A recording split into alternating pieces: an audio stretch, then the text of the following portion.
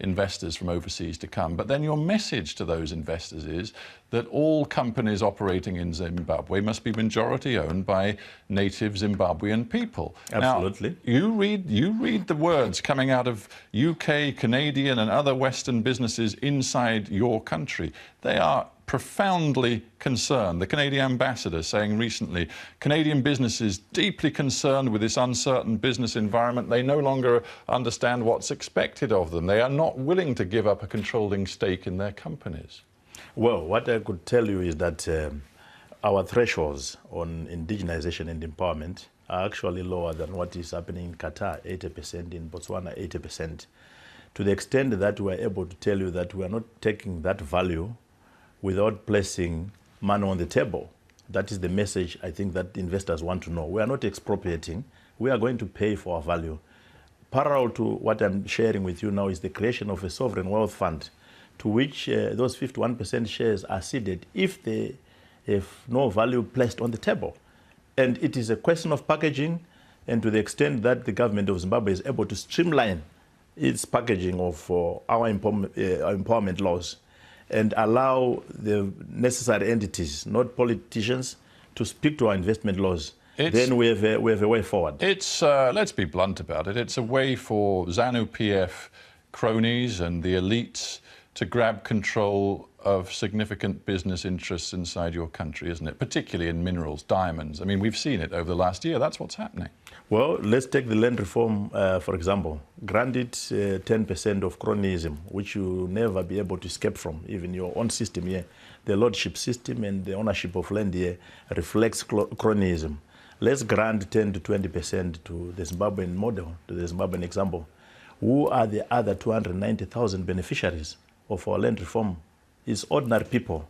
And this is the untold story. That's an interesting numbers game, but who is really benefiting? Listen to the words of James Mupfumi, who is the acting director of the Zimbabwe Centre for Research and Development. He says, the indigenization law has been used to allow individuals in the political sphere to penetrate the mining sector in particular and loot minerals. This isn't about community benefit, it's about the benefit of elites at the top of the ruling party. The law prescribes a 10% shareholding for communities under what we call community share ownership trusts.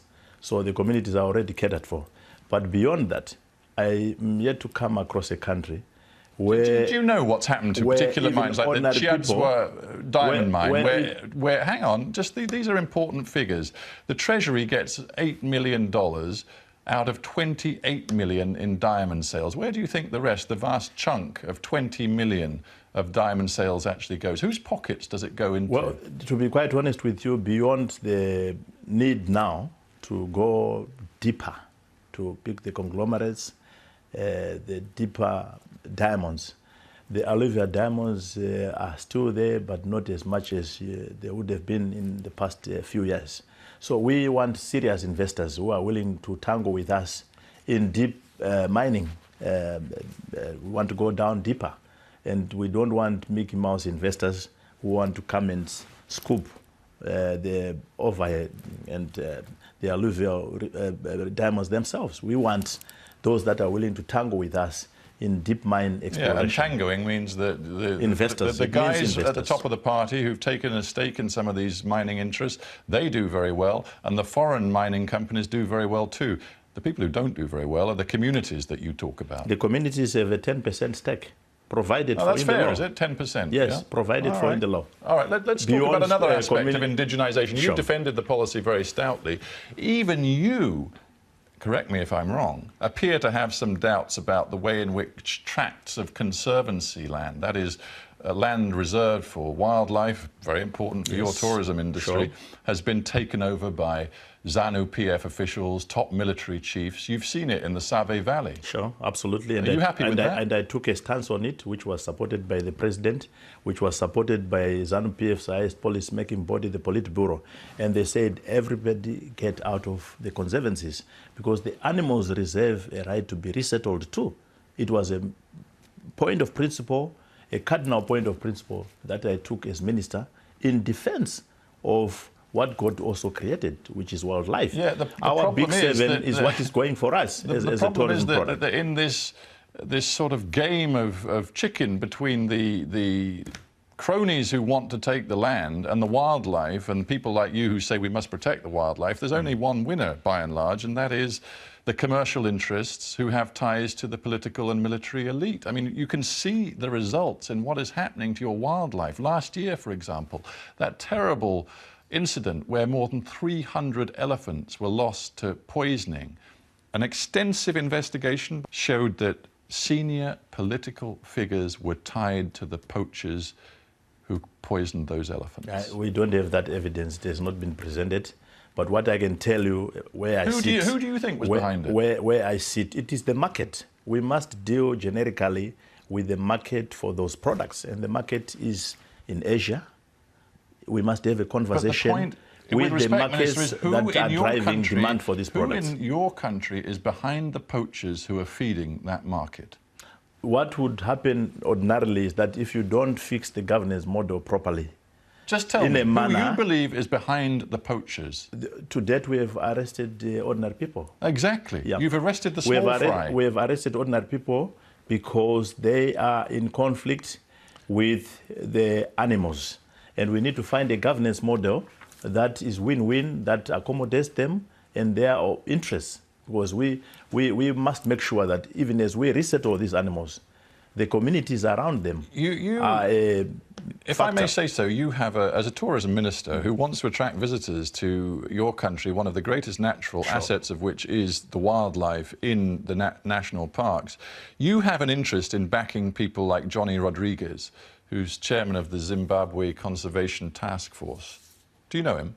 Yes, I know him. So when he says there is a big cover-up, the people being arrested for poaching are the small fry, the big, dangerous fish are getting off scot-free. Yes, and that, he says, is the big businesses and the politicians who are tied to them. What are you doing about it? He has not come forward with any evidence. And my door is open. The president's door on this matter, which is so intimate to him, is open.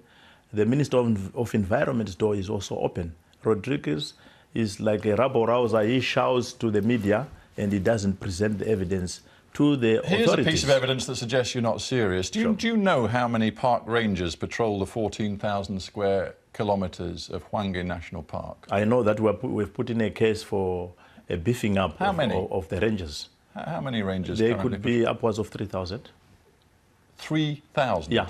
It's actually in the hundreds. Yeah, it's upwards of 3,000 because they involve But there isn't 3,000. There's nowhere near 3,000. In fact, the conservationists say that 10 times the numbers of rangers currently employed are needed to offer any sort of protection to the wildlife that is your national asset. Those are Rodriguez statistics, which are meant to entice, to put a case for support for his own non-governmental activities. Before we finish, we must address the future of your country. We've talked about all of the challenges and the problems you currently face. Perhaps the biggest of all is uncertainty about the political direction Zimbabwe is heading in. You've got a president who's been in power for such a long time. He's 90 years old. Nobody believes he can go on forever. It now looks as though his own wife, Grace, would like to be the next president. Do you think that would be good for Zimbabwe? I don't think there's been an expression of interest to that extent. What I know is that she has been invited by an organ under ZANU-PF called the Women's League to be its next secretary.